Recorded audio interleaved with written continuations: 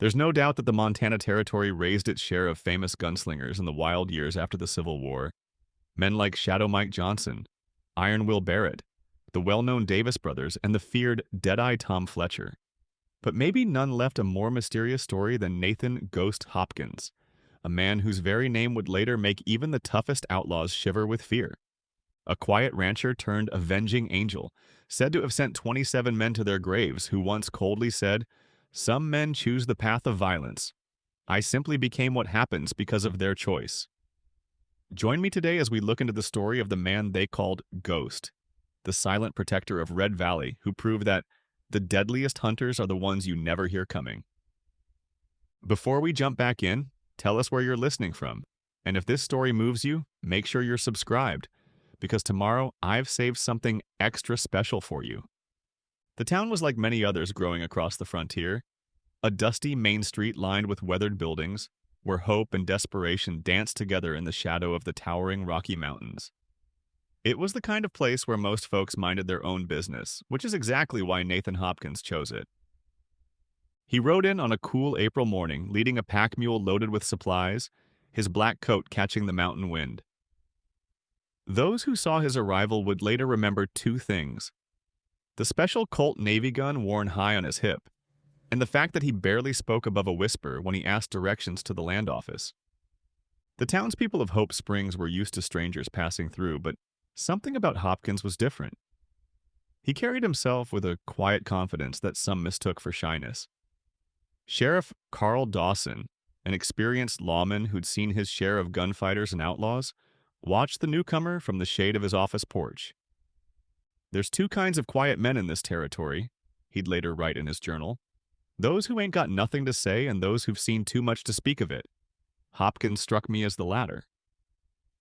Dr. Joseph Bennett was the first to actually talk with the mysterious newcomer, treating a deep cut on Hopkins's forearm from what the man claimed was a ranch accident. The doctor couldn't help but notice the web of old scars that told a different story.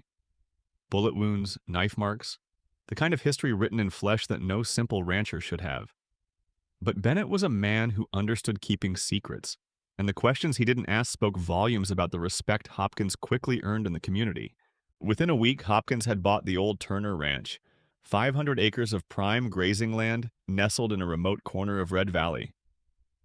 The previous owner, Eleanor Turner, was a widow whose husband's death had left her with more land than she could manage.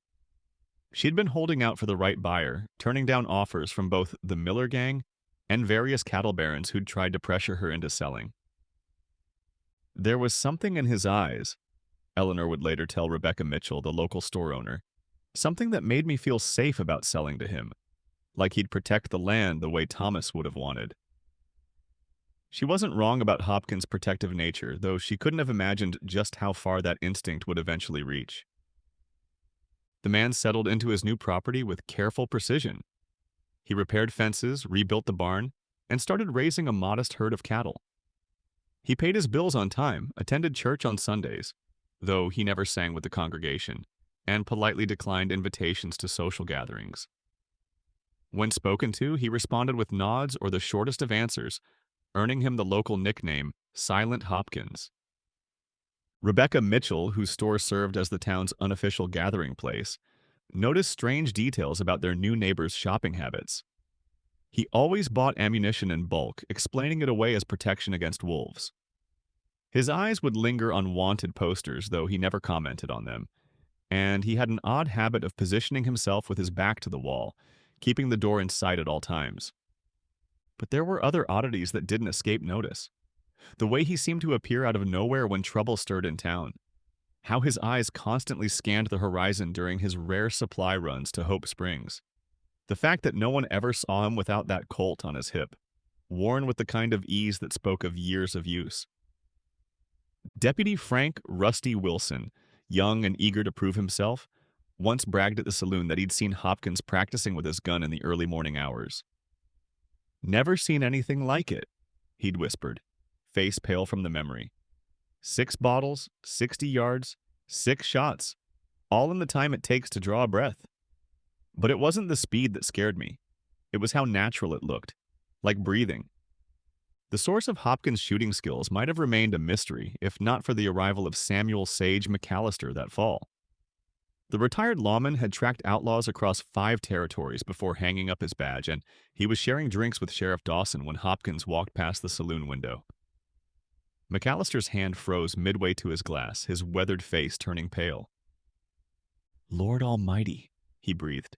"I thought he was dead."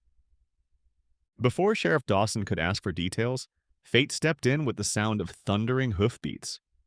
The Miller gang, 20 strong, had just ridden into Hope Springs. Their reputation came before them, a trail of robbed banks, burned ranches, and murdered lawmen stretching from Kansas to the Dakotas. And with them came the storm that would shatter the silence surrounding Nathan Ghost Hopkins forever. The air grew thick with tension as Cole Miller's men got off their horses, their spurs ringing against the wooden sidewalks of Hope Springs. The town had managed to stay relatively peaceful until now, but everyone knew that was about to change. What they didn't know was that the quiet rancher, watching from the shadows of Mitchell's store, had been waiting for this moment all along. Sheriff Carl Dawson had seen enough trouble in his 15 years wearing the badge to know when a storm was brewing. As the Miller gang spread through Hope Springs like a poison, he pulled the still-shaken Samuel McAllister into his office, closing the door on the commotion outside. The old wood creaked with age, a sound nearly lost beneath the growing chaos in the street. "All right, Sage," Dawson said, pouring 2 fingers of whiskey into a tin cup. "You want to tell me what got you looking like you've seen a ghost out there?" He pulled up a chair, the floorboards groaning beneath his weight. Years of experience had taught him that men like McAllister didn't spook easily, and anything that could rattle a veteran manhunter was worth hearing about. McAllister drained the cup in one swallow, his hands still trembling. "That's exactly what I saw, Carl. The ghost of Stone Ridge." He leaned forward, lowering his voice. "That man you call Hopkins. His real name is Nathan Hunter. 8 years ago, he was one of the most feared lawmen in the New Mexico Territory." The news hung in the air like gun smoke. Dawson had heard whispers of the Stone Ridge massacre. Every lawman had. A remote station attacked by bandits, 15 men killed, including a marshal's entire family. The only survivor was a young deputy who hunted down every last killer over the course of 2 years, earning the nickname Ghost for his ability to appear and disappear like a phantom. "The stories say he died in '68, McAllister continued. "Shot down in El Paso, but looking at him just now." The old lawman shook his head. "A man learns to recognize eyes like that, Carl. Eyes that have seen too much death, caused too much of it. That's him, sure as I'm sitting here." Dawson refilled their cups, buying time to process this information. "Tell me everything you know about him, Sage. If we've got the ghost of Stone Ridge in our town, I need to know what we're dealing with." McAllister's weathered face grew distant with memory. "I crossed paths with him once back in '67. Was tracking a murderer named Jack Corbin through Apache country.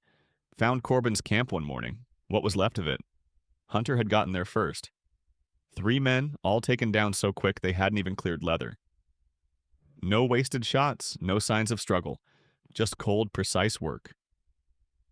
Outside, the Miller gang was making their presence known. Wade Miller, the youngest brother, had already started a fight at the saloon, his drunken whoops mixing with the sound of breaking glass and frightened piano notes. Mason Miller was methodically visiting each business along the main street, making what he called friendly suggestions about protection payments.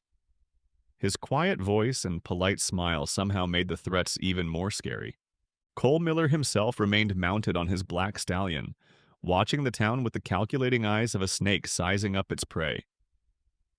His reputation for cruelty was well earned. He'd once burned down an entire settlement just to catch one man who'd crossed him. The silver spurs on his boots caught the afternoon sun as he shifted in his saddle, studying every detail of Hope Springs like a general planning a siege. Preparing and narrating the story took us a lot of time, so if you're enjoying it, subscribe to our channel. It means a lot to us. Now, back to the story. At Mitchell's store, Rebecca found herself face to face with 2 of Miller's men.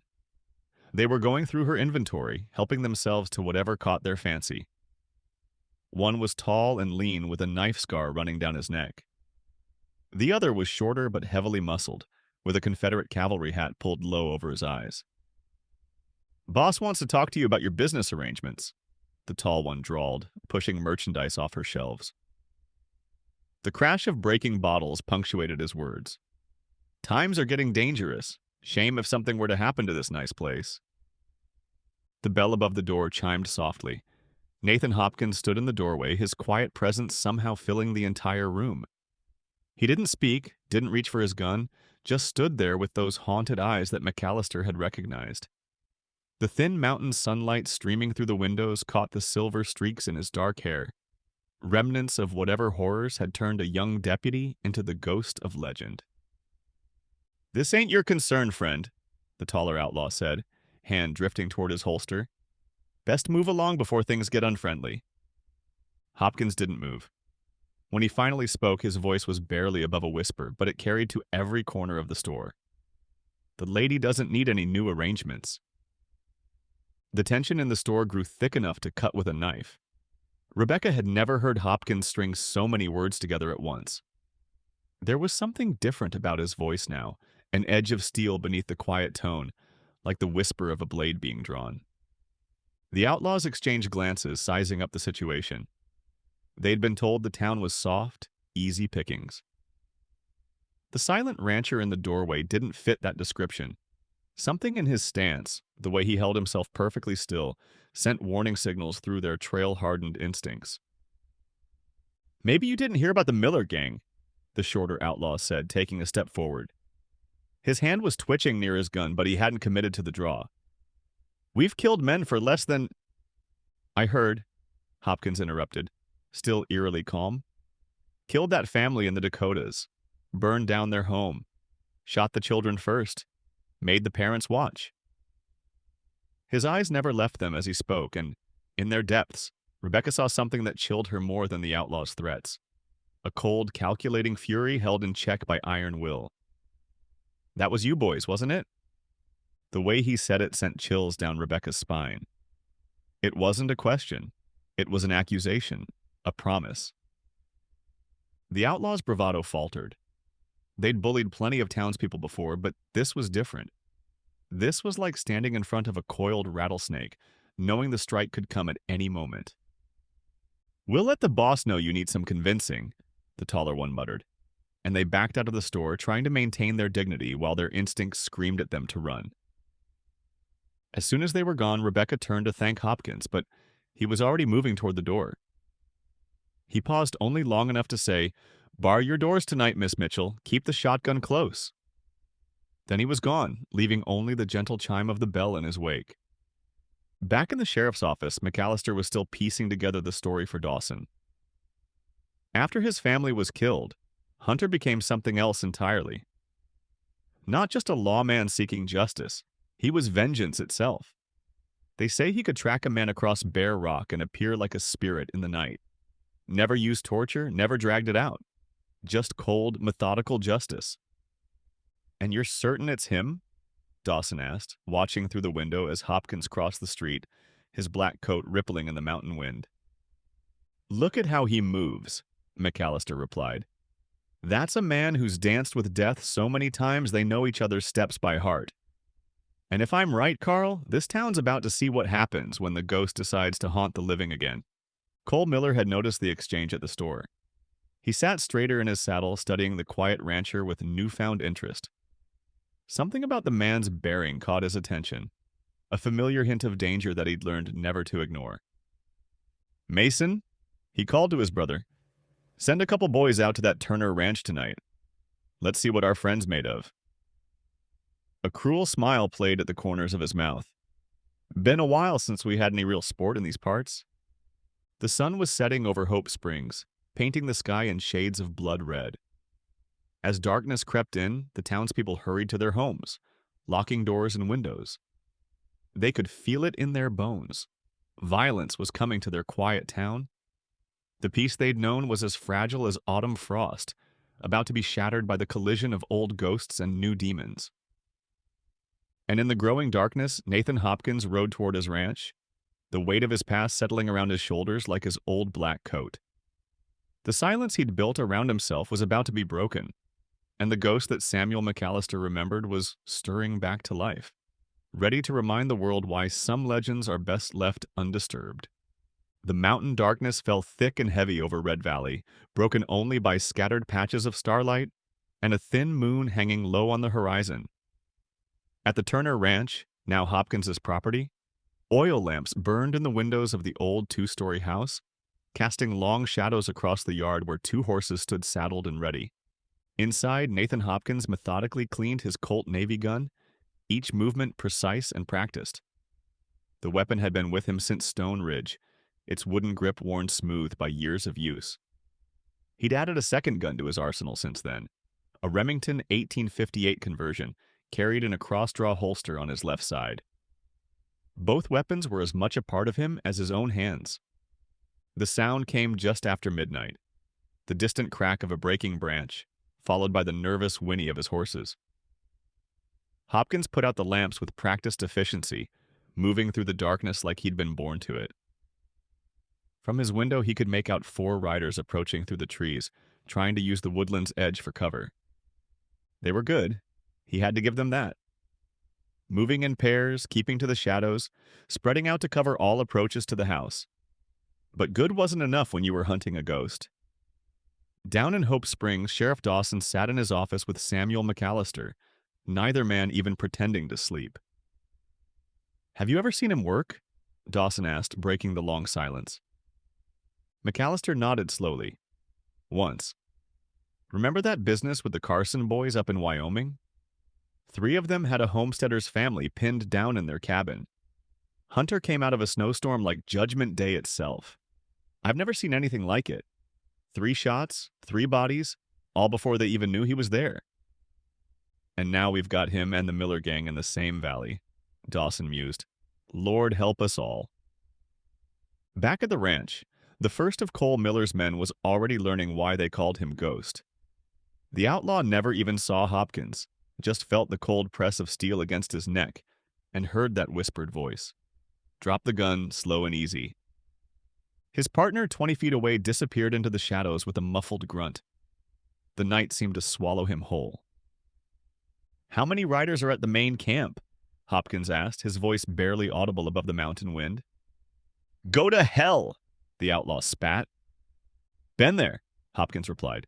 "Stone Ridge 8 years ago. Now answer the question." Something in his tone made the outlaw's blood run cold. 20, maybe 25. Cole's got men coming in from... He never finished the sentence. Hopkins's gun butt connected with precise force, and the man crumpled silently to the ground. Inside the house, the remaining 2 outlaws were discovering that entering a ghost's lair was poor strategy. They'd managed to pick the back door's lock, only to find the ground floor empty, the furniture arranged to create an elaborate maze of shadows and blind corners. "Check upstairs," the leader whispered to his partner. "I'll clear it down here." They never saw each other again. The first man made it halfway up the stairs before a floorboard creaked behind him. He spun, gun-clearing leather, but the shadow that moved past him was faster. A hand clamped over his mouth while another trapped his gun hand. The struggle was brief and silent. His partner, searching the kitchen, heard nothing. The moon cast strange shadows through the windows, making every corner seem alive with movement. He was a veteran of a dozen raids, but something about this place set his nerves on edge. The silence felt wrong, heavy with menace. A whisper came from everywhere and nowhere. "The children in the Dakotas? The ones you burned? Did they beg?" The outlaw spun, firing blindly into the shadows. His muzzle flash destroyed his night vision, his last mistake. When they found him the next day, his gun was still smoking, empty shells scattered across the floor. Dawn was still hours away when Cole Miller heard horses approaching their camp. He recognized the sound of Buck's distinctive gait, but something was wrong. The big roan was moving too slow, and there was an extra set of hoofbeats. Wade Miller, half drunk by the fire, was the first to spot them. "That ain't right," he muttered, reaching for his gun. 2 horses emerged from the darkness. Buck, their best scout's mount, was leading another horse.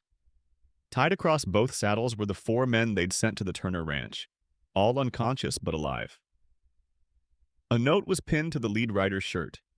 "Next time, send better men or come yourself." Cole Miller crushed the note in his fist, his face twisted with rage. Mason, he called to his brother, get some men into town. I want to know everything about this ranch owner, where he came from, what he's running from, everything. Already done, Mason replied, emerging from the shadows. Sent Jim and Carl to ask around. They should be back by morning. But morning would bring its own revelations. As the first light crept over the mountains, Samuel McAllister was already riding out of town, heading east. He'd seen what was coming, and he knew where he needed to go. There were other ghosts out there, other legends from the Stone Ridge days, and Hope Springs would need every one of them before this was over. In town, Rebecca Mitchell opened her store to find a small package on the counter, though all her doors and windows were still locked. Inside was a box of ammunition for her shotgun and a simple note. Stay ready. And at his ranch, Nathan Hopkins watched the sunrise from his porch, counting the hours until the real violence would begin. The 4 men he'd sent back were just a message, a reminder that some predators are best left undisturbed. But he knew Cole Miller's type. The message wouldn't be enough. The ghost of Stone Ridge was about to ride again, and this time there would be nowhere for the wicked to hide. The calm before the storm. The morning brought more than just sunlight to Hope Springs. It brought whispers. Word of the night's events at the Turner Ranch spread through town like wildfire, growing more elaborate with each telling. By noon, half the town claimed Hopkins had single-handedly fought off a dozen men, while the other half swore it was closer to 20. Dr. Joseph Bennett's office had become an impromptu gathering place as he treated the 4 returned raiders. None had life-threatening injuries, but each bore the precise brutality of their encounter. Dislocated shoulders, cracked ribs, carefully placed bruises, the kind of damage that spoke of calculated violence rather than blind rage. Never saw him coming, one of them muttered through swollen lips. Just this whisper in the dark, then nothing. The others nodded in agreement, their eyes haunted by more than just physical pain. Mason Miller stood in the corner of the doctor's office, his cold eyes taking in every detail. Unlike his brothers, Mason had learned to read men like books, and these injuries told a story he didn't like. Each blow had been precisely placed, designed to disable without killing. This wasn't the work of some lucky rancher. This was professional violence. Tell me again, he pressed. Exactly what happened when you entered the house? The oldest of the 4, a scarred veteran named Tucker, shook his head. It was like trying to fight a shadow, Mr. Miller. The place was rigged, furniture moved to create blind spots, rugs pulled back to make the floorboards creak. He knew exactly where we'd go, how we'd move. Turned the whole house into a trap. At the saloon, Wade Miller was drowning his frustration in whiskey, his anger growing with each drink.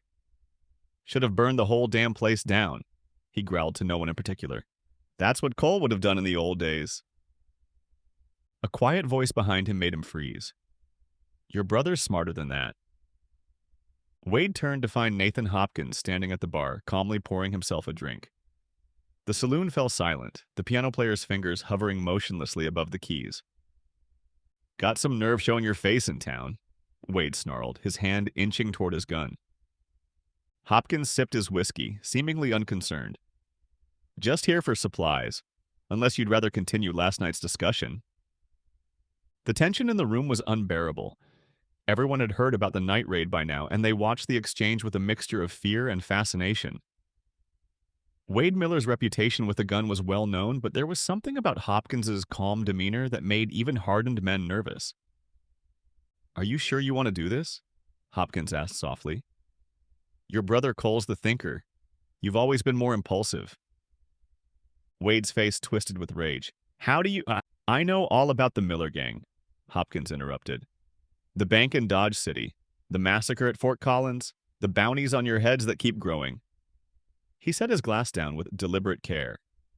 I even know about that business in the Dakotas, the part that didn't make the wanted posters. Wade's hand had almost reached his gun when a new voice cut through the tension. That's enough, little brother. Cole Miller stood in the doorway, his presence commanding immediate attention. He walked into the saloon with the confident stride of a man used to owning any room he entered. Mr. Hopkins and I need to have a private conversation. Your men need better training, Hopkins remarked, still not turning around. They make too much noise in the dark. A ghost of a smile played across Cole's features. Seems to me you know a lot about moving in the dark. Almost like you've had practice. He pulled up a bar stool, keeping a careful distance. I've been asking around about you. Interesting thing. Nobody seems to know where you came from. Just appeared one day, like a ghost. The word hung in the air between them. In the street outside, Mason Miller was positioning men at strategic points, covering every exit. Inside, Wade's trigger finger twitched with barely contained violence. Ghosts don't bleed, Hopkins replied quietly. Everyone bleeds, Cole countered. Even legends. Even the famous ghost of Stone Ridge. The name dropped into the silence like a stone into still water. Around the saloon, men who'd heard the stories found themselves instinctively backing away. The ghost of Stone Ridge was more than just a legend. He was a nightmare that still haunted men's dreams. That ghost died in El Paso, Hopkins said, finally turning to face Cole. Their eyes met across the smoky room, two predators taking each other's measure. Did he? Cole's smile widened. Because I heard a story once about a lawman who lost everything at a place called Stone Ridge. Lost his family, his badge, everything but his guns and his skill with them. They say he spent 2 years hunting down every man responsible. 27 kills, all of them clean, professional. No witnesses, no warnings, just bodies left in the dark. Hopkins's face remained expressionless, but something flickered in his eyes. A cold light that made even Cole Miller pause. Stay away from my ranch, Hopkins said softly. Stay away from this town. You've got 2 days to ride out. Take your business elsewhere. Cole laughed, but there was no humor in it. Or what, you'll add us to your count? Hopkins turned back to his drink. I'll add you to my ghosts. The threat hung in the air as Hopkins finished his whiskey and walked out of the saloon, past Wade's trembling gun hand, and through the gauntlet of Miller's men. Each of them found themselves avoiding his gaze, their hands strangely reluctant to stray too close to their weapons. As the saloon's door swung shut behind him, Cole Miller's smile faded. Mason, he called to his brother, send word to all our friends in the territory. I want every gun we can hire. If he wants to play ghost, we'll give him a proper haunting. The war for Hope Springs was about to begin, and the ghost of Stone Ridge had just thrown down the gauntlet. Word travels fast in the territories, carried on horseback and whispered in saloons. Within 24 hours of Cole Miller's call, riders began arriving in Hope Springs. Hardened gunmen drawn by the promise of blood money and the chance to test themselves against a legend. By sunset, the town had gained 30 new faces, each one carrying steel on their hip and murder in their hearts. At the sheriff's office, Carl Dawson watched them filter in with growing unease. These weren't common outlaws, these were professional killers. He recognized more than a few faces from wanted posters. Quick Draw McGrath from Kansas, the Thompson brothers out of Colorado, even the notorious Santiago Velez from the Mexican territories. They're building an army, Deputy Wilson observed, his young face tight with worry. Not an army, Dawson corrected grimly. A hunting party. But Samuel McAllister had been busy too. His urgent telegram had reached its destination, a remote ranch in Wyoming where other ghosts from the past had found their own kind of peace. The message was simple. The ghost rides again. Hope Springs, come quick. Back at his ranch, Hopkins was making preparations of his own. Those who rode past reported seeing him methodically working on his property, repairing fences, tending cattle, seemingly unconcerned with the gathering storm. But closer observation would have revealed subtle changes. Sight lines being cleared, approaches to the house being modified, ammunition being strategically placed. Rebecca Mitchell noticed something else when Hopkins came in for supplies. Extra coffee, bacon, and ammunition, enough for several men. Expecting company? She asked carefully. Old friends, he replied softly, his eyes distant. If McAllister's message reached them. In town, Mason Miller was orchestrating their strategy with cold precision. He'd divided their forces into teams, each assigned to specific approaches to Hopkins's ranch. He's one man, Mason told his brother Cole. No matter how good he is, he can't watch every direction at once. Cole nodded, studying the crude map they'd drawn of the property. What about the town? Most folk will stay out of it, Mason replied. Sheriff Dawson's got no deputies to speak of except that green kid Wilson. Even if he wanted to interfere, he couldn't. Wade Miller, nursing both a hangover and his wounded pride, spat on the floor. Should have killed him in the saloon yesterday. And miss all the fun? Cole smiled, but it didn't reach his eyes. No, little brother. When we take down the ghost of Stone Ridge, I want it done right. I want stories told about it. As evening approached, Dr. Bennett was surprised by a visitor, Nathan Hopkins, carrying a leather medical bag. Belonged to the doctor at Stone Ridge, Hopkins explained quietly. I've carried it ever since. Thought you might need it soon. Bennett examined the bag's contents, surgical instruments, bandages, and medicines, all meticulously maintained. You're expecting casualties? I'm expecting war, Hopkins replied. Best be prepared. The doctor studied his patient-turned-warrior carefully. The men they're bringing in, they're not common thugs. No, Hopkins agreed. They're professionals. Killers. Men who've made their living by the gun. A ghost of a smile crossed his face. But they've never hunted a ghost before. At the saloon, the newly arrived gunmen were getting restless. They'd heard the stories about the ghost of Stone Ridge, but many dismissed them as tall tales. Santiago Velez, his dark eyes glittering with amusement, entertained the crowd with his own theory. I heard he died in El Paso, the Mexican gunfighter declared. Shot in the back by a woman he wronged. These stories about him hunting men in the dark. Cuentos de hadas, fairy tales to scare children and fool gringos.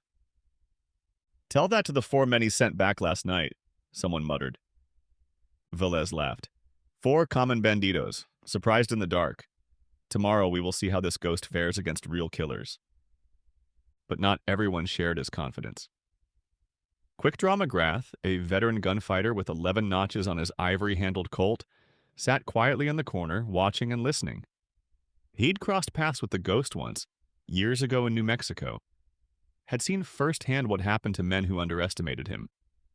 The memories still gave him nightmares. As night fell, Eleanor Turner made her way to Hopkins's ranch, despite the dangers. The old widow found him on his porch, watching the sunset. My Thomas, she said without preamble. Before he died, he kept a cache of weapons, Civil War supplies hidden in a cave up in the hills. Never told anyone but me about it. Hopkins studied her carefully. Why tell me now? Because I know what's coming, she replied. And whatever else you are, Mr. Hopkins, you're a good man. Thomas would have wanted you to have them. Later that night, Sheriff Dawson made his own visit to the ranch. He found Hopkins cleaning his guns by lamplight, each movement precise and practiced. I can't help you officially, Dawson said. Too many of them, and the law's stretched thin out here. I know. But I can tell you they're planning to move at dawn. Mason Miller's got them organized in teams. They'll come from all directions, try to overwhelm you with numbers. Hopkins nodded, never looking up from his work. You should get your deputy out of town tomorrow. Take him on patrol somewhere far from here. Already planned to, Dawson replied. God help us all, Hopkins, or whatever name you're really using. As the sheriff rode away, other figures were moving in the darkness. Samuel McAllister's message had reached its mark, and old debts were about to be paid. The ghost of Stone Ridge wouldn't face tomorrow's storm alone. In town, Cole Miller gathered his killers for final instructions. Tomorrow we end the legend of the ghost. But as they plotted and planned, none of them noticed the strange lights up in the hills behind Hopkins's ranch, or the shadowy figures moving through the night, drawn by an old oath and the call of vengeance long delayed. The stage was set. Come dawn, Hope Springs would become a battlefield, and the legend of the ghost would either end or grow even larger in the telling. Dawn came to Red Valley like a held breath, the morning mist clinging to the ground in ghostly tendrils. The sun hadn't yet crested the eastern mountains when Cole Miller's army of killers began moving into position. They spread out in a wide circle around Hopkins's ranch, their movements precise and coordinated under Mason's careful planning. Santiago Velez led the first team, approaching from the south, his dark serape blending with the pre-dawn shadows. The Thompson brothers took the eastern approach, while Quick Draw McGrath's group crept in from the west. Mason Miller himself commanded the northern team, with Cole holding a dozen men in reserve ready to strike wherever an opportunity presented itself. But something was wrong. McGrath felt it first, a prickling sensation on the back of his neck, the instinct that had kept him alive through countless gunfights. The ranch was too quiet. No movement, no smoke from the chimney, not even a dog's bark. "Hold up," he whispered to his men. "Something ain't right." Before anyone could respond, a voice came from everywhere and nowhere, carrying on the morning wind. "Last chance to ride away." It was Hopkins's voice, but it seemed to come from multiple directions, making it impossible to pinpoint. Several of the hired guns jumped, their nerves already fraying. "Show yourself, Ghost," Velez shouted from his position. "Or are you only brave in the dark?" The answer came in the form of a single gunshot. One of Velez's men pitched forward, clutching his shoulder, wounded but alive. A warning shot. "That's one." Hopkins's voice drifted through the mist. "I won't aim to wound twice." Cole Miller's voice cut through the tension. "Take him!" The valley erupted in gunfire. Bullets whined through the morning air, chewing splinters from the ranch house and surrounding buildings. But return fire came from unexpected quarters. The barn, the corral, positions that shouldn't have been defendable by one man. "He's not alone!" Mason shouted. "Watch the high ground!" He was right. Figures had appeared on the ridgeline above the ranch. 5 riders, their long coats marking them as cut from the same cloth as Hopkins. Samuel McAllister's message had found its mark. "Who the hell are they?" Wade Miller demanded, watching through his spyglass from the reserve position. Cole's face had gone pale. "The other ghosts," he whispered. "The ones who rode with him after Stone Ridge." The battle devolved into chaos. The Thompson brothers' team tried to rush the barn, only to be caught in devastating crossfire. 3 men fell before they could reach cover. Velez's group made it to the corral but found themselves pinned down by precise fire from multiple directions. Quick Draw McGrath had seen enough. "Fall back!" he shouted to his men. "It's a killing ground." But retreat wasn't as simple as advancing had been. Every route of escape seemed covered. Every movement drew fire. The ghost of Stone Ridge had turned his entire ranch into an elaborate trap, using the terrain and pre-positioned defenses to maximum effect. Mason Miller watched his careful plan unravel through gritted teeth. "Push forward," he commanded. "We still have the numbers." A quiet voice behind him made his blood run cold. "Numbers don't matter in the dark, Mason." He spun, drawing his gun, but Hopkins was faster. Mason found himself staring down the barrel of that legendary Colt Navy revolver. His own gun clattered to the ground. 8 years I've waited to meet you," Hopkins said softly. "You were there at Stone Ridge. Gave the orders that night?" Mason's eyes widened with recognition.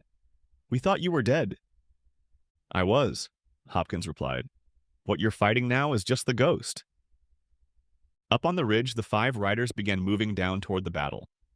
Their leader, a graying man with a face weathered by years of violence, raised his hand. The others spread out, each taking prearranged positions. Cole Miller, watching the disaster unfold, made his decision. "Wade, get our reserves up there. Surround the house." But Wade Miller never got the chance to relay that order. A bullet kicked up dust at his feet, followed by a familiar whisper in the wind. "The boy stays out." The morning mist was beginning to burn off, revealing the true extent of the battlefield. Bodies lay scattered across the ranch yard, some dead, others wounded. Dr. Bennett, watching from his office window in town, could already tell it would be a long day. Santiago Velez, his previous bravado forgotten, tried to rally his remaining men. "Es solo un hombre? One man cannot—" The words died in his throat as Hopkins stepped out of the shadows behind his position. The legendary gunman moved like smoke, his black coat making him seem part of the darkness itself. 2 of Velez's men reached for their guns. Both were on the ground before their hands found steel. "You asked to see the ghost," Hopkins said quietly. "Here I am." Up at the main house, Cole Miller was finally beginning to understand the true gravity of his mistake. He'd brought an army to kill a legend, only to find that legends sometimes travel in packs. The 5 riders from the ridge were now moving systematically through his men. each of them displaying the same deadly efficiency as Hopkins himself. Quick Draw McGrath, perhaps the only one among them who had truly understood what they were facing, threw down his gun belt. "I'm done," he announced. "Any man with sense would be—" The morning was not yet half over, and already the legend of the ghost of Stone Ridge was growing. But for Nathan Hopkins, this was only the beginning. Somewhere in the chaos, Mason Miller had slipped away, and Cole was still out there rallying his remaining men. One of the riders from the ridge approached Hopkins as the gunfire died down. The man was older, with silver in his beard and the weathered look of someone who'd seen too much violence. But his eyes were kind, and when he spoke, there was genuine warmth in his voice. "Wasn't going to let you face this alone," he said. "Not after Stone Ridge." The former marshal's hand unconsciously touched an old scar on his neck. "We all came. Every one of us who rode with you back then." The other riders were spreading out, each taking strategic positions. They moved with the coordinated precision of men who'd fought together before, who'd learned to trust each other with their lives. In town, Cole Miller was regrouping his remaining forces. More than half his men were dead, wounded, or had simply fled after witnessing the morning's carnage. Mason had disappeared, and Wade was growing increasingly unstable, his fear masked by false bravado and whiskey. "Send word to every camp and hideout within riding distance," Cole ordered one of his men. "Promise them whatever they want. I need more guns here by nightfall." "They won't come," a quiet voice said. Everyone turned to see Quick Draw McGrath walking into the saloon, his gun belt conspicuously absent. "Word's already spreading about what happened this morning. No one's going to ride against the Judgment Riders, not for any price." Cole's face twisted with rage. "They're just men." "No," McGrath replied, pouring himself a drink with trembling hands. "There's something else. Something that should have stayed buried in the past." At the sheriff's office, Carl Dawson was getting the full story from McAllister. "After Stone Ridge," the old man hunter explained, "Hopkins didn't just hunt the killers. He found others like him. Lawmen who'd lost everything, who'd seen justice fail. Marshall Kane lost his family to outlaws in Colorado. The Apache Kid's entire tribe was massacred.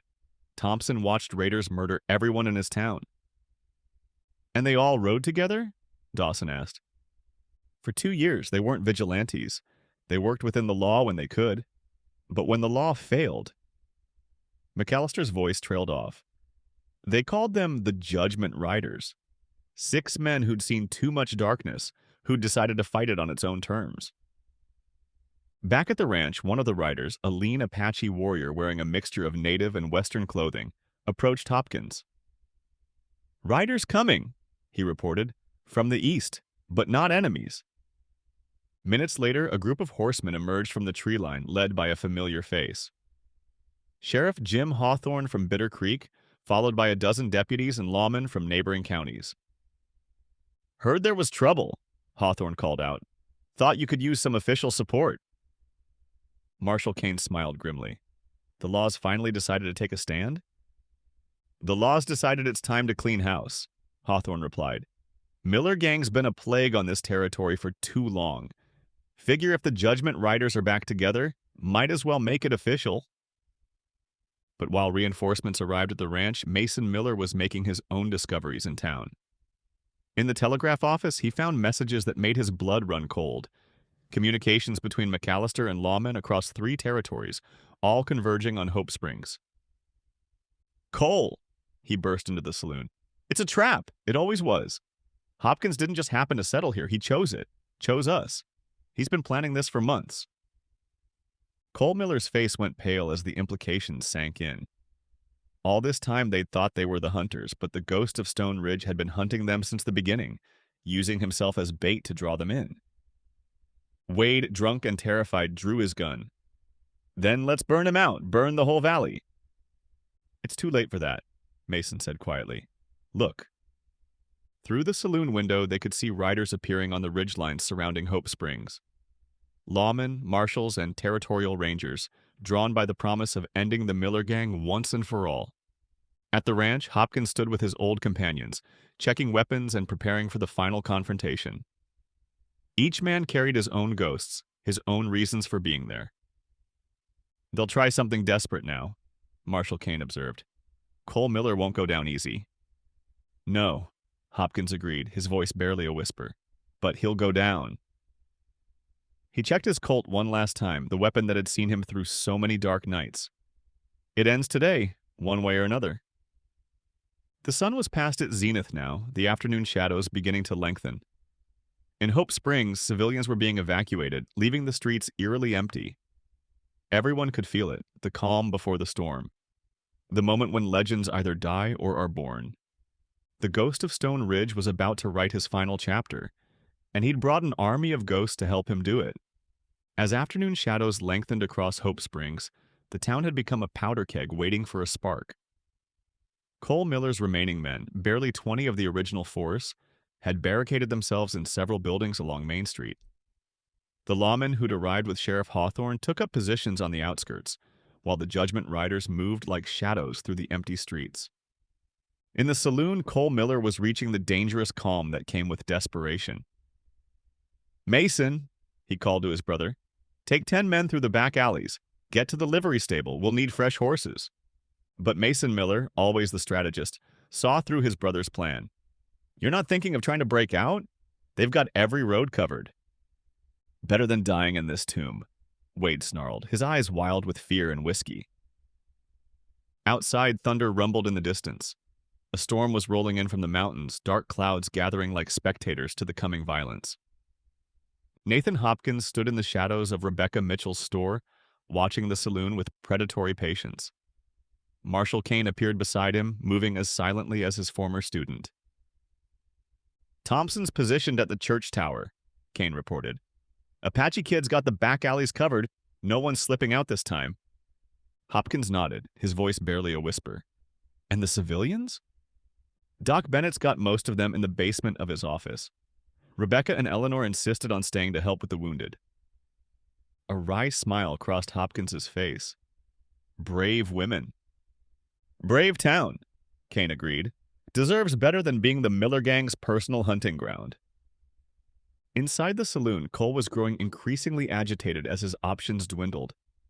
Through the windows, he could see the storm clouds gathering, promising darkness well before sunset. "We wait for the rain," he decided. "Use the cover to break for the horses, split up, ride in different directions.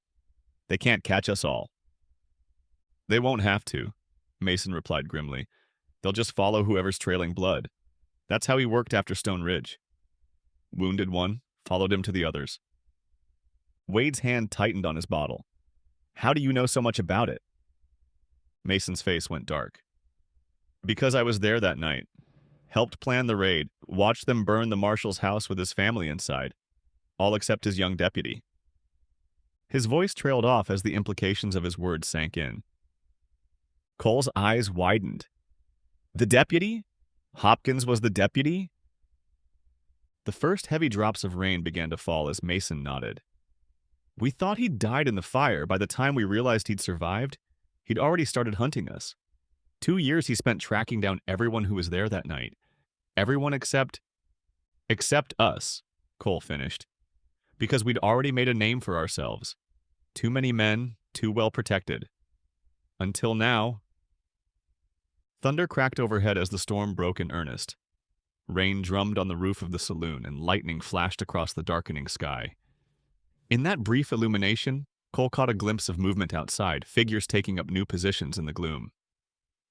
"Now!" he shouted. "Everyone move!"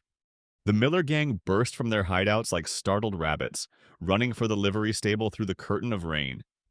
Gunfire erupted immediately, the muzzle flashes bright in the artificial twilight. Men fell, their blood mixing with rainwater in the muddy street. Mason led his group through the back alleys, only to find the Apache Kid waiting for them. The native warrior's Winchester spoke 3 times, dropping 3 men in their tracks. The rest scattered, trying to find cover in the rain and darkness. Wade Miller, drunk and terrified, broke away from the main group, running blindly through the storm. He made it as far as the church before a quiet voice stopped him. "That's far enough, boy." He turned to find Hopkins standing there, rain dripping from the brim of his hat. Wade drew his gun with desperate speed, but he never had a chance. The ghost Colt seemed to materialize in his hand, and Wade Miller fell face first into the mud. Cole and Mason, along with their remaining men, managed to reach the livery stable.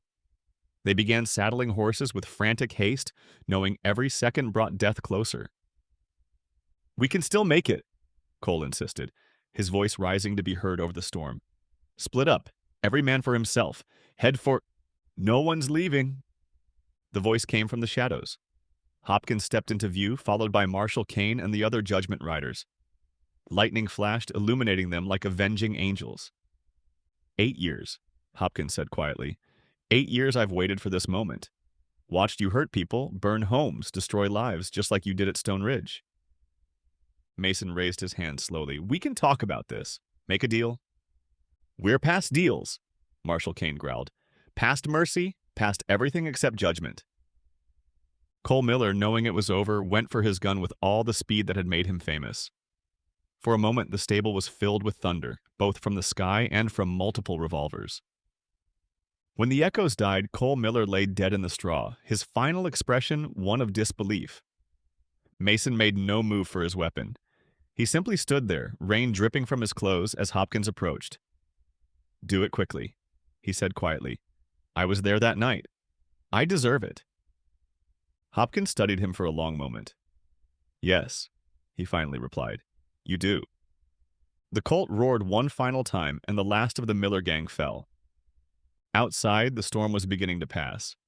Sheriff Hawthorne and his men were already moving through the streets, gathering up survivors and securing prisoners. The civilians emerged from their shelters, blinking in the renewed sunlight like people waking from a nightmare. The Judgment Riders gathered one last time in front of the livery stable. Their work was done, their old debts finally paid. Marshal Kane turned to Hopkins, who was watching the town slowly come back to life. "What will you do now?" the old lawman asked.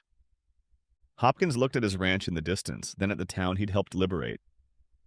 "Think I might stay," he said softly. "Someone needs to keep the peace." "The ghost becomes a guardian," Kane smiled. "Fitting." The legend of the ghost of Stone Ridge had come full circle, and Hope Springs had found its protector. But as the Judgment Riders mounted up to leave, everyone knew that somewhere in the territories other ghosts were waiting. Other wrongs needed righting. Some legends, after all, never truly die. A week after what would become known as the Hope Springs Shootout, the town was still counting its dead. 27 men had fallen, including the Miller brothers with twice that many nursing wounds in Dr. Bennett's makeshift hospital. The final tally told a story of violence that would be whispered about in saloons across the territories for years to come. Sheriff Carl Dawson stood in his office, staring at the stack of reports on his desk. The territorial governor would want details, and the bounties on the Miller gang alone would keep the clerks busy for months. Samuel McAllister sat across from him, helping to sort through the aftermath of justice. "Interesting thing about the wounds," Dawson mused, reviewing Dr. Bennett's notes. "Most of the survivors were hit in the shoulders or legs. Even in the thick of it, Hopkins and his men were choosing their shots." McAllister nodded. "That's how they worked after Stone Ridge, too. Clean kills for the worst ones, wounds for those who might learn from a second chance." He shuffled through some papers. "Remember that boy who rode with Miller's gang? The one who surrendered early? The kid from Kansas? Found him helping dig graves yesterday. Said he's looking for honest work now." McAllister smiled. "Sometimes mercy teaches better lessons than violence." Deputy Frank "Rusty" Wilson had spent the morning collecting statements from witnesses, each account adding new layers to the legend. "Some swear they saw Hopkins in 2 places at once during the fight," he reported. "Others say bullets couldn't touch him, just passed right through like he really was a ghost." "Let them talk," Dawson replied. "Sometimes a legend protects better than a law book." In town, life was slowly returning to normal, though changes were evident everywhere. Rebecca Mitchell had reopened her store, though customers noticed she kept the shotgun closer now.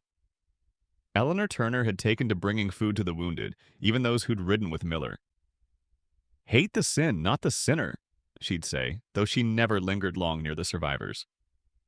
Quick Draw McGrath, who'd survived by surrendering early, had found an unexpected purpose helping to care for the wounded. His gunfighter's hands proved steady with bandages and medicine, and more than one man owed his life to McGrath's care. "Never thought I'd end up on this side of things," he told Dr. Bennett one evening. "Spent my whole life being the cause of wounds, not healing them." The doctor had smiled knowingly. Redemption comes in strange forms out here. Up at his ranch, Nathan Hopkins had returned to his quiet routine, though things had subtly changed. The townspeople's whispers had a different tone now, respect instead of suspicion, gratitude instead of fear. They'd seen what lay beneath the silence, and they understood it better. Marshal Kane and the other judgment riders had departed as quietly as they'd arrived, melting back into the territories like the ghosts they were. But Kane had left Hopkins with a warning. "Word's spreading. Other outlaw gangs will hear about Miller. Some will be smart enough to stay away." "And the others?" Hopkins had asked. "The others will come testing the legend, looking to make their own names by challenging the ghost." The Apache kid, last to leave, had added his own counsel. "The wolf that hunts alone dies alone. Remember you have brothers even in the shadows." Sheriff Hawthorne, before returning to Bitter Creek, had offered Hopkins a badge. "Territory could use more men like you," he'd said. "Official capacity this time." Hopkins had declined with a slight shake of his head. "Some ghosts serve better in the shadows." Dr. Bennett, tending to the last of the wounded, had perhaps understood best. "Men like Hopkins," he'd told McAllister, "they're the price of civilization in a wild land. We sleep safe because they stand ready to do violence on our behalf. The real heroes are the ones who carry that burden quietly." The truth about Stone Ridge emerged gradually, pieced together from whispers and half-remembered tales. How young Deputy Hunter had been away that night, tracking a horse thief. How he'd returned to find his world reduced to ashes. The marshal, their families, everyone he'd known. How something in him had died that night, only to be reborn as the ghost. One evening, about a month after the shootout, McAllister made one final visit to the ranch before heading east. He found Hopkins on the porch watching the sunset paint the mountains gold. "The other riders send their regards," McAllister said, settling into a chair. "Say they'll come if you ever need them again." Hopkins nodded, the ghost of a smile touching his lips. "Some debts can never be repaid." "No," McAllister agreed, "but some ghosts can find peace, even if they can't find rest." They sat in comfortable silence as darkness crept over Red Valley. In town, lights began to twinkle like earthbound stars, each one representing a home, a family, a piece of civilization carved out of the wilderness. "You know," McAllister said finally, "been thinking about those old stories about how the ghost of Stone Ridge died in El Paso?" "Did he?" Hopkins asked quietly. "Maybe not. Maybe he just found something worth living for instead of dying for." As night settled over Hope Springs, people slept easier knowing their guardian angel wore a black coat and carried a Colt Navy revolver. The legend of the ghost would live on, but the truth was both simpler and more profound. In a land where justice was often as elusive as morning mist, sometimes it took a ghost to remind people that consequences still existed for evil deeds. But peace in the territories was as fragile as morning frost. Already word of the Miller gang's fall was spreading, drawing new predators like wolves to wounded prey. In saloons and camps across the frontier, men spoke in whispers of the ghost who'd destroyed the mighty Millers, each telling making the legend grow. Some would stay away, warned by wisdom or fear. Others would come, drawn by the chance to make their own legends. The ghost of Stone Ridge would ride again, and the silence of Red Valley would soon be broken by new thunder. 2 months after the Miller gang's fall, autumn painted Red Valley in shades of gold and crimson. The aspens shimmered like coins in the mountain breeze, and the first hints of winter's chill touched the morning air. Hope Springs had found a tentative peace, but like all peace in the territories, it proved fleeting. The first warning came from a cattle driver stumbling into town with an arrow in his shoulder. Dr. Bennett removed the shaft while Sheriff Dawson listened to his story. The arrow wasn't Apache. It was Comanche, and it carried a message carved into its shaft. "Red Hawk's band," the driver gasped. "They're coming. Said they heard about the ghost, want to test if bullets can kill a spirit." Dawson found Hopkins at his ranch, mending fences in the crisp autumn air. "Red Hawk's no common raider," the sheriff explained. He's got 40 warriors, all of them army-trained deserters. They've been hitting settlements from Texas to Colorado. Hopkins continued his work, his movements unhurried. How many settlers killed? 17 in the last month. Women and children, too. Dawson shifted uncomfortably. They're different from the Millers, Hopkins. These men don't care about reputation or money. They kill for the joy of it. All men die the same? Hopkins replied softly. Ghost or flesh, bullet or blade. In town, preparations began. Rebecca Mitchell and Eleanor Turner organized the stockpiling of supplies in the church basement. Deputy Wilson drilled the townspeople in basic defense, though his hands shook slightly when demonstrating reloading techniques. Quick-Draw McGrath, who'd stayed on as Dr. Bennett's assistant, offered his own expertise. Red Hawk's men will attack at dawn, he explained to the gathered townspeople. They always do. Something about their beliefs about spirits being weakest at first light. Samuel McAllister's warning arrived by telegraph. Hawk burned 3 towns. Stop. No survivors. Stop. Army pursuing but weeks behind. Stop. Coming with help. Stop. Hold fast. At his ranch, Hopkins made his own preparations.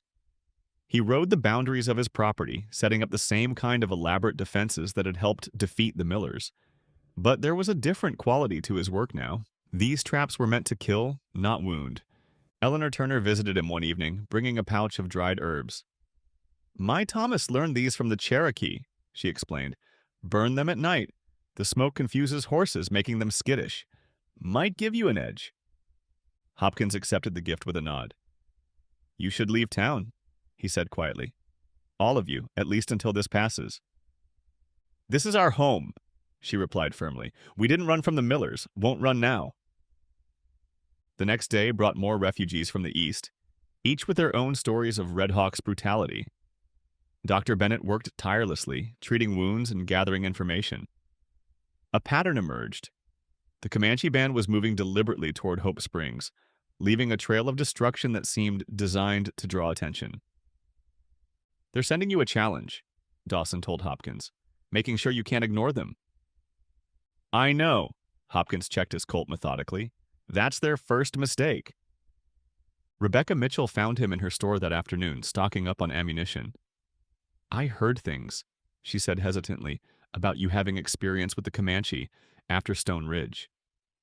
Hopkins paused in his shopping. 2 months tracking Red Hawk's predecessor through Comanche territory, man named Black Horse. He taught me things before I killed him. What kind of things? How to fight like a ghost. He met her eyes. How to make men fear the dark. As sunset approached, tension in Hope Springs reached a fever pitch. Scouts reported Red Hawk's band was less than a day's ride away. The town had changed since the Miller gang's defeat. Gunports had been added to buildings, defensive positions prepared. They were no longer helpless settlers waiting for salvation. Hopkins rode into town at dusk, his black coat catching the last rays of sunlight. He found Sheriff Dawson organizing volunteers at the jail. I sent telegrams, Dawson reported. Army's still too far away. Marshal Kane and the others won't make it in time. Good, Hopkins replied, checking his second Colt. Dawson blinked. Good? Red Hawk wants to test the ghost, Hopkins replied. Let's give him what he came for. That night, an unearthly fog rolled down from the mountains, thick and white as burial shrouds. Eleanor's herbs burned at strategic points around the town, their sweet smoke mixing with the mist. In the ethereal darkness, shadows seemed to move of their own accord. Quick-Draw McGrath, watching from the church tower, felt old instincts stir. Almost feel sorry for them, he muttered. They have no idea what's waiting out there. Hopkins rode out alone as midnight approached, vanishing into the fog like the ghost he was named for. The night held its breath, waiting for the violence to come. In town, people huddled in their homes, praying to whatever gods they believed in. Red Hawk's band was camped in a box canyon 5 miles east, their fires burning low. They were experienced warriors, hardened by years of fighting both armies and settlers. But as the fog rolled in, bringing with it the strange, sweet smoke, even their veteran horses began to stomp nervously. The first arrow that fell among them carried a message carved in its shaft, written in perfect Comanche. Ghosts walk tonight. The war for Hope Springs was about to begin again, but this time, the ghost of Stone Ridge wasn't fighting to protect just a town. He was defending his home. The fog-shrouded hours before dawn turned Red Valley into a realm of shadows and whispers. Red Hawk's warriors, for all their experience and brutality, found themselves facing an enemy that seemed to exist between worlds. The sweet smoke from Eleanor's herbs carried on the wind, making horses rear and warriors grip their weapons with uncertain hands. The first casualty wasn't found until sunrise. A scout half a mile from the main camp, his throat cut with surgical precision. A message was carved into his saddle in Comanche. The ghost remembers Black Horse's lessons. Red Hawk himself stood in the pre-dawn gloom, his scarred face twisted with rage. Unlike his men, he remembered the stories of Black Horse's death, how a shadow had hunted his predecessor through the territories, striking and vanishing like summer lightning. "He's one man," Red Hawk growled to his lieutenant. "One man cannot fight 40 warriors." "Black Horse said the same," the lieutenant replied quietly, "before the ghost sent us his head." In Hope Springs, the townspeople had taken shelter in designated strongpoints: the church, the jail, and several reinforced buildings. Dr. Bennett had converted the basement of his office into a field hospital, though he prayed it wouldn't be needed. Quick-Draw McGrath moved between positions, steadying nerves with his newfound wisdom. "Watch the fog," he advised. "Hopkins isn't just using it for cover. He's using it to make them see things that ain't there."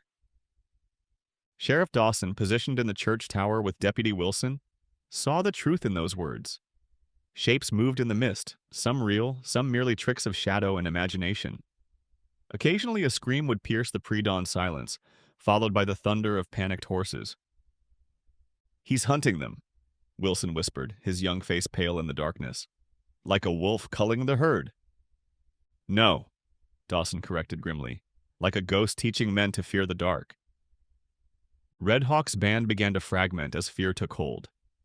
3 warriors, veterans of a dozen raids, broke away from the main group, heading for safer ground. They made it half a mile before arrows took them, not killed, but pinned to the ground by their own clothes. When their companions found them an hour later, they were babbling about shadows that moved against the wind, and whispers in perfect Comanche that seemed to come from nowhere and everywhere. Rebecca Mitchell, watching from her store's second floor, saw Hopkins emerge briefly from the fog. He moved like smoke given form, his black coat making him seem part of the darkness itself. 3 of Red Hawk's warriors pursued him down an alley. None emerged.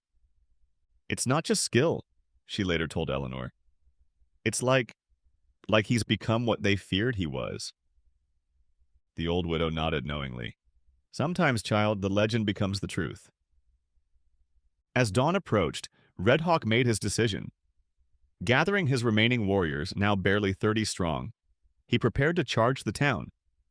"We end this now," he shouted in Comanche. "No ghost can stop 30 rifles." The attack began with war cries and thundering hooves. Red Hawk's warriors, their fear transformed to desperate courage, rode hard for Hope Springs. The fog had begun to thin, revealing the town's dark buildings ahead. But Hopkins had been waiting for this moment. The first wave of riders hit tripwires strung across the street, sending horses and warriors sprawling. Others found themselves caught in prepared crossfires, with even the townspeople's defensive shots striking with unnatural accuracy in the dim light. Red Hawk himself made it to the town's center, only to find himself alone. His warriors scattered, fallen, or fled. He wheeled his horse in the empty street, rifle ready, searching for his phantom opponent. "Face me, ghost!" he shouted in English. "Face me like a man!" "I stopped being a man at Stone Ridge." The whisper came from behind him. Red Hawk spun, firing, but hit only empty air. Another whisper from his left. "Black Horse taught me how warriors think." Another shot, another miss. From the right, "How they fight." Red Hawk's horse, maddened by the herb smoke and the whispers, began to spin in circles. From everywhere and nowhere, "How they die." The legendary Comanche warrior, terror of the territories, felt true fear for the first time in his life. His horse reared, and in that moment of imbalance, a shadow materialized beside him. Red Hawk saw only a glimpse of cold eyes beneath a hat brim before the ghost's hand caught his shirt and pulled. The fight was brief and silent. When it ended, Red Hawk lay in the dust, his own knife pressed against his throat. "Your men can leave," Hopkins said softly. "Those who still live. But you stay. The territory needs to see what happens to men who kill innocents." As the sun finally crested the mountains, the surviving warriors found their leader bound to a post in the town square. Around his neck hung a sign with words in both English and Comanche. "This is justice for 17 dead settlers. The ghost's justice." The remainder of Red Hawk's band fled east, spreading new stories about the ghost of Stone Ridge. Some said he could appear and disappear at will. Others claimed he could not be killed by mortal weapons. All agreed on one thing: Hope Springs was under supernatural protection. By noon, the Army Patrol finally arrived, led by none other than Samuel McAllister. They found a town untouched, a notorious raider awaiting trial, and Nathan Hopkins back at his ranch, mending fences as if nothing had happened.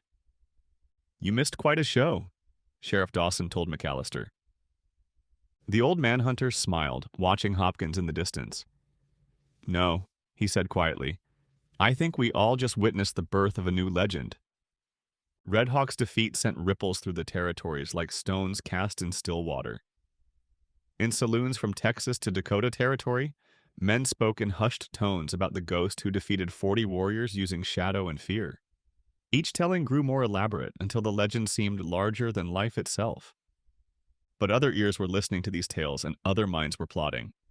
In a smoke-filled gambling hall in Denver, 3 men sat at a corner table discussing recent events.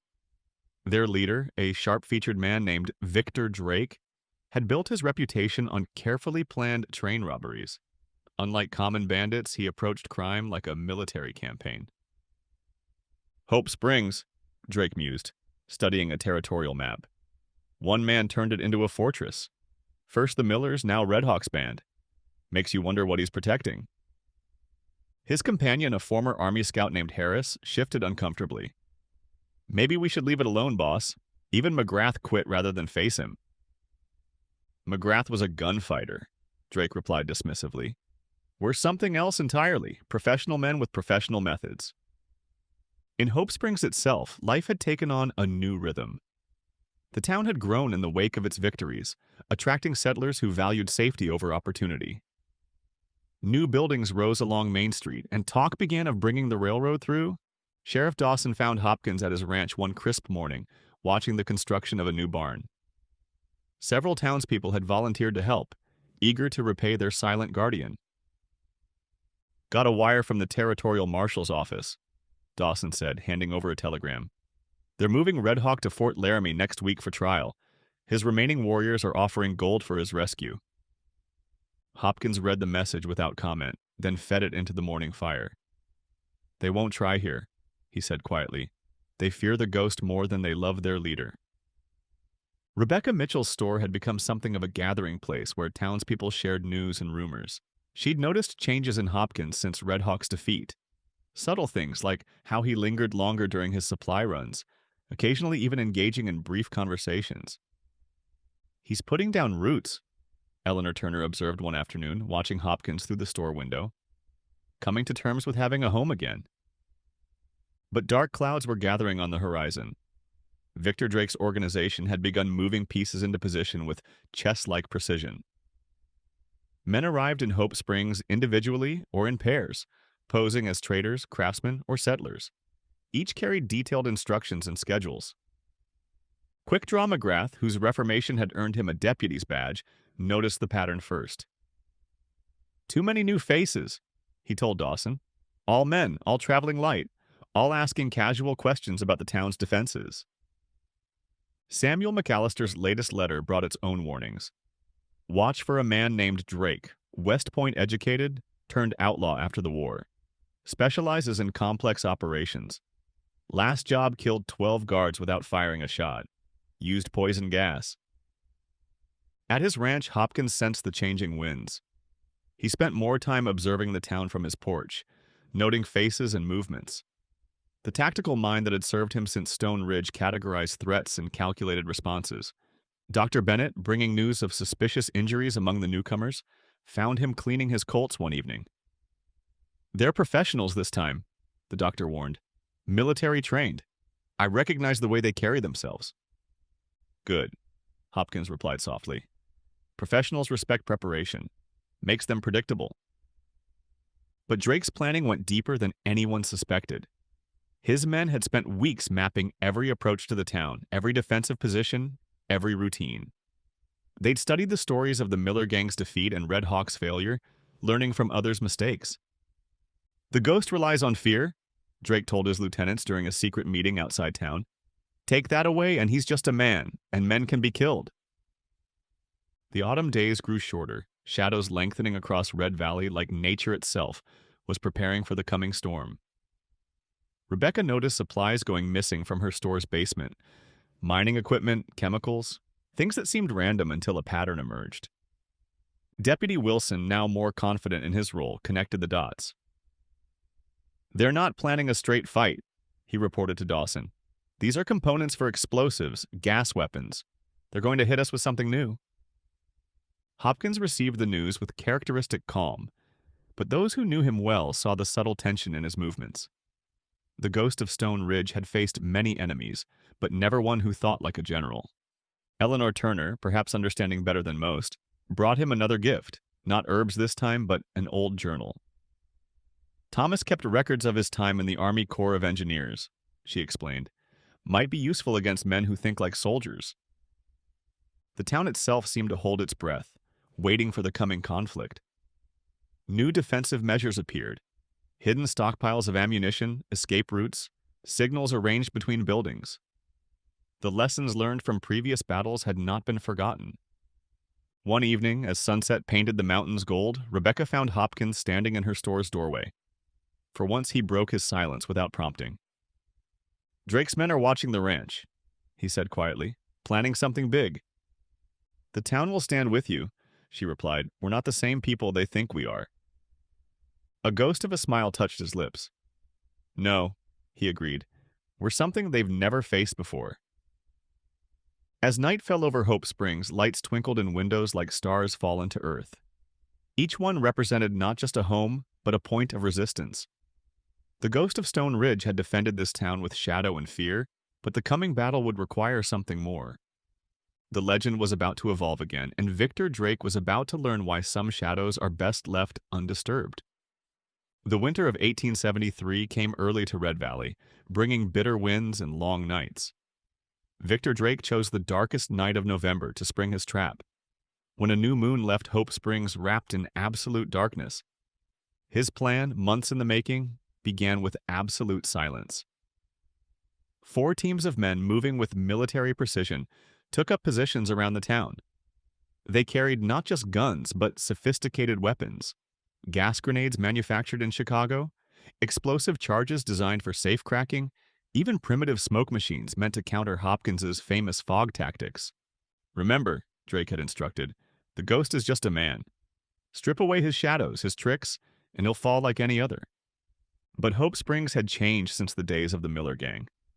Hidden watchers noted every movement. Signals passed silently between buildings. In his office, Sheriff Dawson received regular updates from Quick Draw McGrath's network of reformed outlaws, each now serving as the town's eyes and ears. At his ranch, Hopkins sat in darkness. Eleanor Turner's engineering journal opened before him. He'd spent weeks studying its contents, understanding the principles that Drake's men would rely on. The Ghost of Stone Ridge was evolving, adapting to face a new kind of enemy.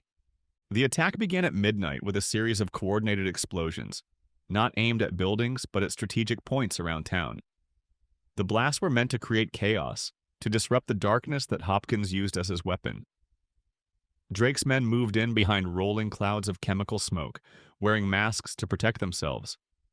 They expected confusion, panic, the perfect conditions for their carefully planned assault. Instead, they found a town prepared for war. The first team, approaching from the east, triggered hidden floodgates that Rebecca Mitchell had helped design. Water from the town's reservoir turned the street into a freezing quagmire, their gas grenades useless in the flood. The second team found their smoke machines suddenly working against them.